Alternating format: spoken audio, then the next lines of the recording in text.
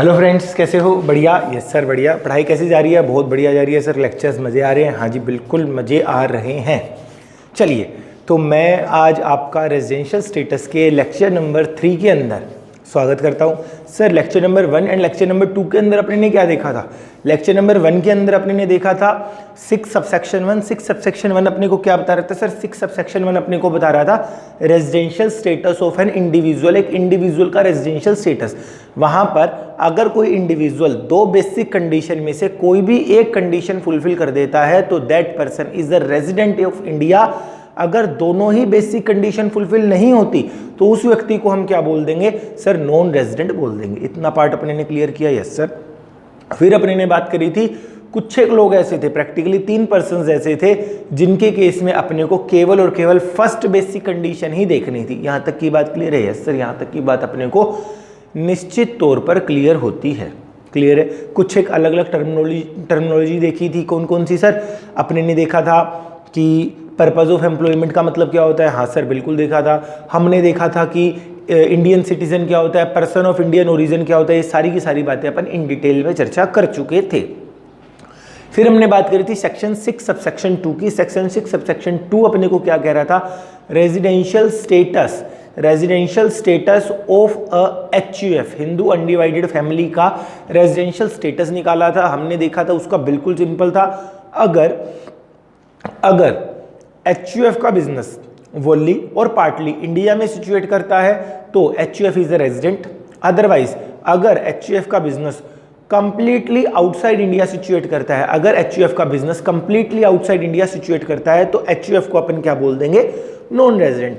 अगर HUF resident है then अपने ने एक बात और देखी थी सर। क्या बात देखी थी? अगर HUF रेजिडेंट है हमारी देन अपने को क्या देखना पड़ेगा? अगर HUF रेजिडेंट है तो HUF का कर्ता अगर दोनों एडिशनल कंडीशंस फुलफिल करता है then HUF is a ROR। अगर HUF का कर्ता दोनों ही कंडीशन फुलफिल नहीं करता, एडिशनल कंडीशन फुलफिल नहीं करता, दोनों की दोनों एडिशनल कंडीशन फुलफिल नहीं करता then HUF is a RNOR। Sir, additional condition कौन सी थी? वो ही जो इंडिविजुअल के केस में देखी थी सर। कौन सी देखी थी अपने ने? हमने देखी थी रेलिवेंट प्रीवियस ईयर से पिछले 10 सालों में किन्हीं 2 सालों के अंदर रेजिडेंट होना जरूरी है। हाँ सर, रेलिवेंट प्रीवियस ईयर के पिछले 7 सालों में मिलाकर 730 दिन या उससे ज़्यादा इंडिया में रहना चाहिए। ऐसा कुछ अपने ने देखा था? हाँ सर, अपने ने ऐसा कुछ देखा था। यहाँ तक अपन अपने 2 पार्ट कवर कर चुके थे, residential status of an individual, residential status of an HUF। यहाँ तक की बात क्लियर है? Yes sir. आज की क्लास के अंदर हम अपना रेजिडेंशियल स्टेटस वाला पार्ट कंप्लीट कर लेंगे। क्लियर है?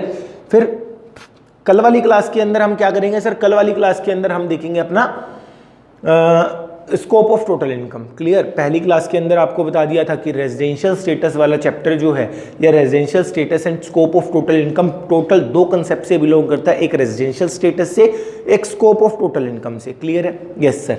अभी हमारा टोटली फोकस किसके ऊपर है सर? हमारा टोटली फोकस है रेजिडेंशियल स्टेटस के ऊपर। यहाँ तक की बात क्लियर है? हाँ जी। हम अभी तक कितने सेक्शन पढ़ चुके हैं रेजिडेंशियल स्टेटस के? 2 सेक्शन, 6(1), 6(2). क्लियर? हाँ जी। अब उससे रिलेटेड कुछ एक बातें हैं, वो एडिशनल पॉइंट्स हैं, वो डिस्कस कर लेते हैं सर। क्या क्या एडिशनल पॉइंट है? It is not essential that stay should be at a same place. Sir, ये जरूरी नहीं है कि स्टे जो हो, हमने क्या कहा था 182 दिन या उससे ज्यादा इंडिया में रहना चाहिए या 730 दिन और उससे ज्यादा इंडिया में रहना चाहिए, ऐसी अपने ने बात करी थी। हाँ सर। देन ये जरूरी नहीं है, क्या जरूरी नहीं है कि स्टे एक ही प्लेस पे हो सर? अलग अलग प्लेसेस के ऊपर भी हो सकता है। हाँ बिल्कुल हो सकता है। इंडिया के अंदर कहीं पर भी आप स्टे करो, क्या वो स्टे माना जाएगा? Yes sir. जैसे एक व्यक्ति आया बाहर से, पहले अपने पेरेंट्स के घर रहा, फिर अपनी नानी के घर चला गया, फिर अपनी बुआ के घर चला गया, क्या सारे के सारे प्लेसेस काउंट होंगे? Yes sir. कोई ज़रूरी नहीं है कि आपको एक ही प्लेस के ऊपर रहना है। It is not essential. Clear? हाँ सर, अपने को ये वाली बात तो होती है क्लियर। उसके बाद the day he leaves India, sir जिस दिन वो इंडिया को छोड़कर जा रहा है, and the day he comes to India both are counted. Sir, जिस दिन इंडिया को छोड़कर गया और जिस दिन इंडिया में वापस आया दोनों के दोनों दिन क्या काउंट होंगे? यस सर, दोनों के दोनों दिन काउंट होंगे। ये वाली बात भी क्लियर है? Yes sir. जैसे सपोज करते हैं मैं 9 तारीख को इंडिया को छोड़कर जाता हूँ और 15 तारीख को इंडिया से वापस आता हूँ, तो 9 तारीख वाला दिन और 15 तारीख वाला दिन क्या दोनों के दोनों दिन काउंट होंगे? Yes sir. ये वाली बात भी क्लियर है? हाँ सर। लॉजिकल गया? हाँ। उसके बाद 24 hours shall be treated as one day. Sir 24 घंटों का एक दिन मान लेंगे। सर ये तो बचपन में बात समझ ली थी, क्या बात कि 24 घंटों का एक दिन होता है। हाँ जी सर। यहाँ पर इसकी रेलिवेंसी क्या है? यहाँ पर एक रेलिवेंसी देखते हैं सर। एक पायलट के बारे में बात करते हैं, पायलट या एयर होस्टेस के बारे में बात करते हैं। वो आज इंडिया में है, आज इंडिया से शाम को 6 बजे गए सिंगापुर और फिर वापस आते हैं नेक्स्ट डे, तो सर क्या वो दोनों दिन काउंट करेंगे? नहीं जी, कुछ टाइम पीरियड तो वो सिंगापुर में भी तो रहे। हाँ सर, सिंगापुर में भी रहे। तो क्या अपने को 24 घंटों के हिसाब से, मतलब कि अगर मेरे को क्वेश्चन में डेटा आवर्स के अकॉर्डिंगली गिवन होगा, अगर मेरे को क्वेश्चन में डेटा आवर्स के घंटों के अंदर गिवन होगा तो मैं 24 घंटों को एक दिन मान लूंगा। लॉजिकल भी बात है? हाँ सर, बिल्कुल लॉजिकल भी बात है। इतना पार्ट क्लियर होता है? Yes sir. Continuous stay is not required.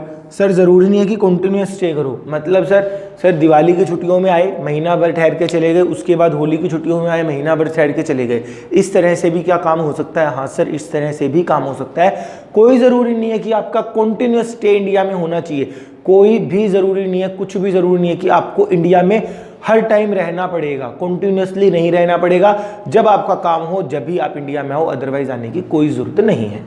चलो जी सर, अपने को ये वाली बात भी क्लियर होती है। अगला, for a ship crew member days mention in continuous discharge certificate CDC shall be excluded while computing residential status।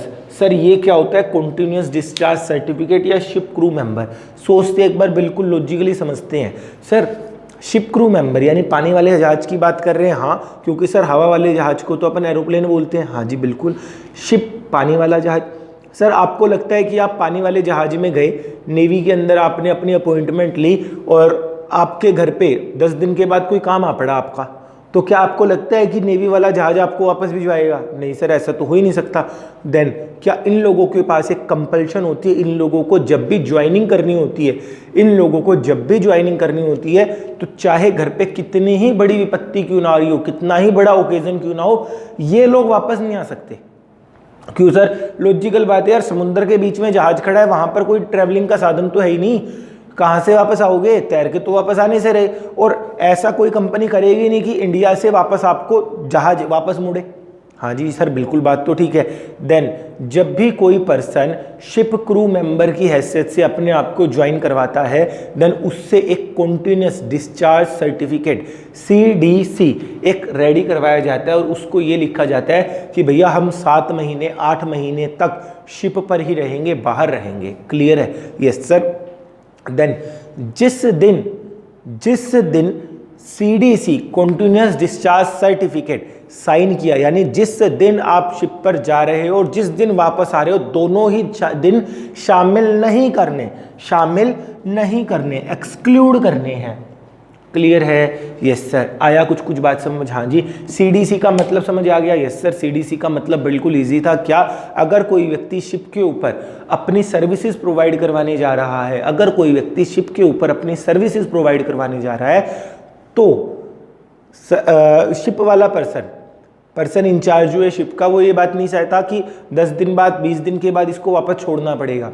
7-7 8-8 महीने का इनका ट्रैवलिंग का टाइम होता है। ऐसा नहीं है कि 10 दिन तक आप शिप पे रहे, 10 दिन के बाद घर की याद सताने लग गई तो वापस आपको नहीं आने दिया जाएगा। इसलिए एक कॉन्टिन्यूस डिस्चार्ज सर्टिफिकेट, आपसे एक सर्टिफिकेट लिया जाता है कि हम आपसे आपकी कॉन्टिन्यूसली सर्विसेज 7 महीने, 6 महीने, 8 महीने, 10 महीने की कॉन्टिन्यूसली सर्विसेज लेंगे।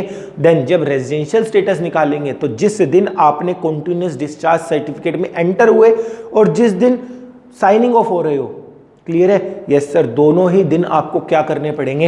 एक्सक्लूड करने पड़ेंगे। CBDT ने, central board of direct taxes ने अपनी एक एक्सप्लेनेशंस के अंदर ये बात अपने को बताई थी। क्लियर है? नोटिफिकेशन के अंदर अपने को एक बात बताई थी। चलो जी, तो अभी अपने ने क्या पढ़ा? अभी हम 2 सेक्शन पढ़ चुके हैं रेजिडेंशियल स्टेटस के, 6.1 6.2। 6.1 stands for residential status for an individual, 6.2 stands for residential status of HUF। इतना पार्ट क्लियर? Yes sir. यहाँ तक के 5 पॉइंट क्लियर? Yes sir. फटाफट से 5 के 5 पॉइंट अपनी कॉपी के अंदर नोट डाउन कर लीजिए, फिर आगे की बातें करते हैं।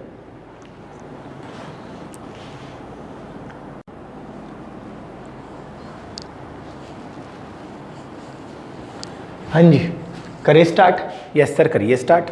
तो अभी तक हम क्या पढ़ चुके हैं? सेक्शन 6 सबसेक्शन 1, सेक्शन 6 सबसेक्शन 2, 6.1 6.2 यहाँ तक पढ़ चुके हैं। Yes sir. अब अपन पढ़ रहे हैं section 6 subsection number 3। Sir subsection number 3 अपने को क्या कह रहा है? Residential status of a company. एक कंपनी के रेजिडेंशियल स्टेटस के बारे में बात कर रहा है। बड़ा इजी सा कंसेप्ट है, बिल्कुल छोटा सा कंसेप्ट है। अच्छा, इज द कंपनी, चार्ट से देख रहे हैं, बिल्कुल वही चार्ट है जो आपके इंस्टीट्यूट के मटेरियल के अंदर दिए मैंने, वहां से ही कॉपी किया है बिल्कुल। Is the company is an Indian company. क्या आपकी कंपनी जो है इंडियन कंपनी है? Sir what do you mean by Indian company? Indian company means जो कंपनी इंडियन कंपनीज एक्ट 2013 या उससे पुराने, दैट इज 1956 वाले एक्ट के अंदर अगर कोई कंपनी रजिस्टर्ड है, अगर कोई कंपनी एक्ट 2013 और company act 1956 as the case में भी अगर उसके अंदर रजिस्टर्ड है, तो उस कंपनी को अपन क्या इंडियन कंपनी है? क्या उस कंपनी को अपन इंडियन कंपनी कह देंगे? Yes sir. क्या इंडियन कंपनी है? हाँ जी, इंडियन कंपनी है।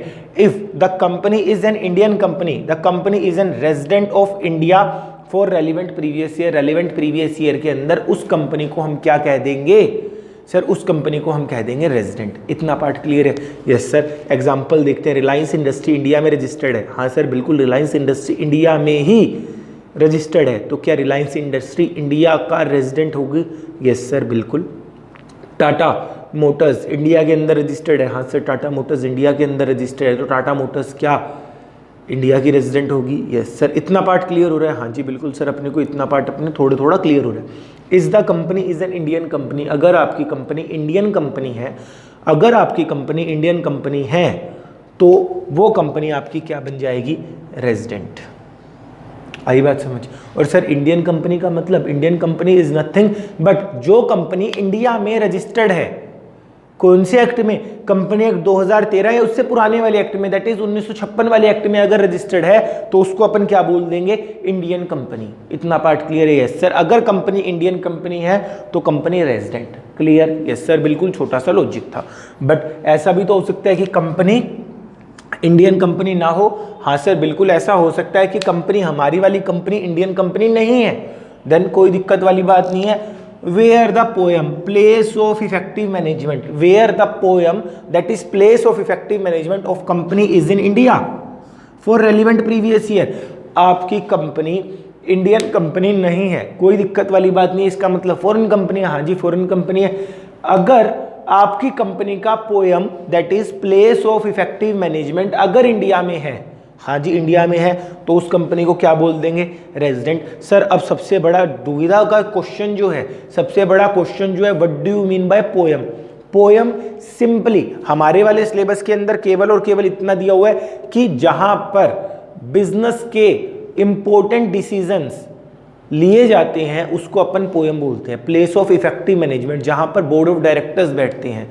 क्लियर है? Yes sir. बट क्या यही है? नहीं सर, बहुत वाइड डेफिनेशन दी हुई है पोएम की, जो कि आप पढ़ोगे अपने CA फाइनल के अंदर। क्लियर? अभी अपने को खाली ये देखना है पोएम इंडिया में है, क्वेश्चन सिंपली अपने को बोलेगा कंपनी बाहर की कंपनी और उसका पोएम इंडिया के अंदर है, पोएम इंडिया में है, that company is a resident in India for a relevant previous year. इतना part clear? Yes sir. Example देखते हैं। सर फ्लिपकार्ट का नाम सुना? हाँ सर फ्लिपकार्ट का नाम तो सुना है। फ्लिपकार्ट बहुत बड़ी ई कॉमर्स कंपनी है। हमने कहा हाँ फ्लिपकार्ट एक बहुत बड़ी ई कॉमर्स कंपनी है। तो सर तो फ्लिपकार्ट का इंडियन कंपनी है? हाँ सर इंडिया में काम करती है तो इंडियन कंपनी होगी। मैंने कहा यार इंडिया के अंदर तो गूगल भी काम करता है, तो गूगल का इंडियन कंपनी है? नहीं सर। आ रहा है कुछ समझ? हाँ सर।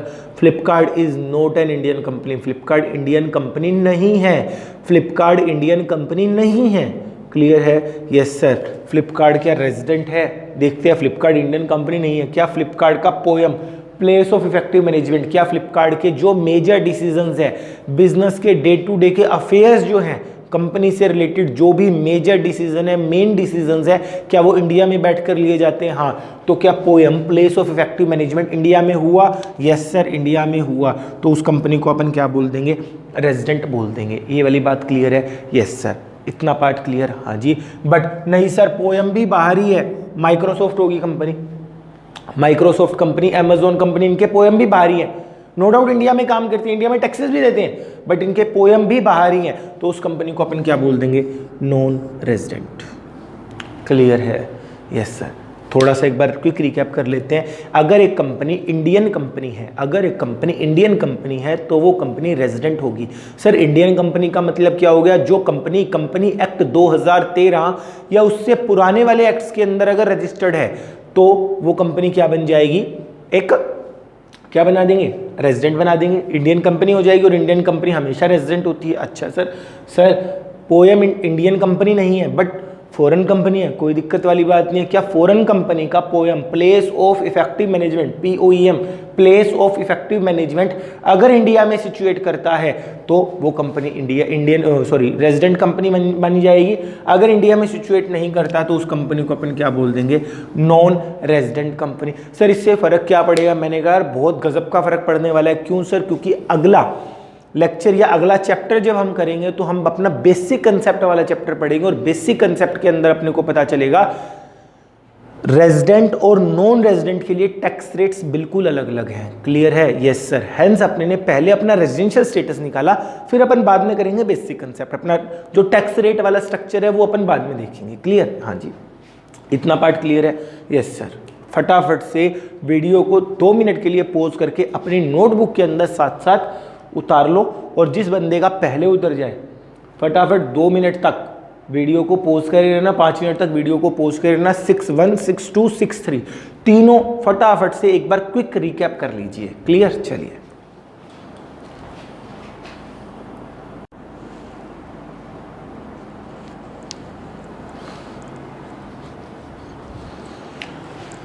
हाँ जी, करें स्टार्ट। Yes sir. अभी तक क्या क्या पढ़ चुके? 61, 62, 63। अब रेजिडेंशियल स्टेटस वाले पार्ट पर अपना लास्ट सबसेक्शन जो बच गया, लास्ट सेक्शन जो बच गया, दैट इज 6 सबसेक्शन 4। सर यही है? नहीं भाई, है तो 6 सबसेक्शन 6 तक, बट सर 5 और 6 जब आप बुक पढ़ोगे तो बुक के अंदर ऑटोमेटिकली आपको पता चल जाएगा। Residential status of an HUF के अंदर मैंने अलग से मेंशन नहीं करवाया, but section 6 subsection 5 and section 6 subsection 6 हम कर चुके हैं। क्लियर है? Yes sir. चलो देखते हैं 6.4। टेंशन मत लेना, आराम से होएगा, बिल्कुल easy. Residential status of a firm, AOP, BOI, local authority etcetera except company. Sir company को क्यों छोड़ दिया? भैया कंपनी का तो रेजिडेंशियल स्टेटस 6 सबसेक्शन 3 के अंदर हम लोग निकाल ही चुके, अभी तो निकाला था। Yes sir. Then is the control and management, हो गया चैप्टर पूरा, एक पार्ट पूरा हो चुका है अपना। हाँ, is the control and management of its affair, is the control and management of its affair situated वोली और पार्टली इन इंडिया। अगर आपकी firm AOP, local authority, body of individuals का, अगर आपकी firm local authority, AOP, body of individuals का अगर control and management situate करता है, किस चीज का? ऑफ इट्स अफेयर सिचुएटेड वोली या पार्टली इन इंडिया। अगर इंडिया में थोड़ा सा भी सिचुएट करता है या पूरा का पूरा इंडिया में सिचुएट करता है, हाँ भाई कंट्रोल एंड मैनेजमेंट इंडिया में है, कोई दिक्कत वाली बात नहीं है। That firm AOP, BOI, local authority etcetera is an resident होंगे। नहीं सर ऐसा नहीं है, कोई दिक्कत वाली बात नहीं है, दे आर नॉन रेजिडेंट। इतना पार्ट क्लियर है? Yes sir. फटाफट से हमने अपना जो एक टॉपिक कंप्लीट कर लिया। अभी अपना second topic that is scope of total income कल डिस्कस करेंगे। अभी फटाफट से डिस्कस कर लेते हैं अपने ने क्या पार्ट कर चुके। रेजिडेंशियल स्टेटस पढ़ चुके? हाँ सर रेजिडेंशियल स्टेटस पढ़ चुके। रेजिडेंशियल स्टेटस के अंदर सबसे पहले अपने ने क्या पढ़ा? सेक्शन 6 सब सेक्शन 1 किस चीज का था? Residential status of an individual. Clear? Yes sir. फिर sub section 2 residential status of an HUF, फिर sub section 3 residential status of an company, फिर sub section 4 residential status of a firm AOP, BOI, local authority etcetera. इतना part clear है? Yes sir. फटाफट से आपके पास जो भी बुक है उस बुक के अंदर जितने भी क्वेश्चंस गिवन है खाली रेजिडेंशियल स्टेटस वाले पार्ट के, प्लीज एक बार वो क्वेश्चन ट्राई करना घर से। किसी क्वेश्चन में दिक्कत होती है देन प्लीज मुझको क्वेश्चन नंबर व्हाट्सएप के ऊपर क्वेरी अपनी ले लेना। हो सका तो हम साथ के साथ व्हाट्सएप के ऊपर क्वेरी आपकी डिस्कस करने की कोशिश करेंगे। अगर नहीं हो पाया डिस्कस, हम समझा नहीं पाए व्हाट्सएप के ऊपर, तो उस क्वेश्चन के लिए एक स्पेसिफिक वीडियो तैयार करके आपको नेक्स्ट डे प्रोवाइड करवा दी जाएगी। क्लियर है? Yes sir. फटाफट से वीडियो को 2 मिनट पॉज करके सेक्शन 6 सबसेक्शन 4 भी नोट डाउन कर लीजिए। हमारा रेजिडेंशियल स्टेटस वाला part, single part, that is residential status of a person, हमारा वो वाला पार्ट कंप्लीट हो चुका है। कल की क्लास में हम स्कोप ऑफ टोटल इनकम, 3-4 दिन लगेंगे इस चैप्टर के, यहां से क्वेश्चन आना है। बट सर क्वेश्चन डिपेंड्स, यहां से क्वेश्चन आएगा बट डिपेंड होगा पूरा का पूरा इसके ऊपर, यानी दोनों कंसेप्ट आने जरूरी है। यस सर, अपने को दोनों के दोनों कंसेप्ट आने बहुत ज्यादा जरूरी है। क्लियर? Yes sir. तो बाकी बातें अपन कल की क्लास में करते हैं, फटाफट से इसको नोट डाउन कर लीजिए।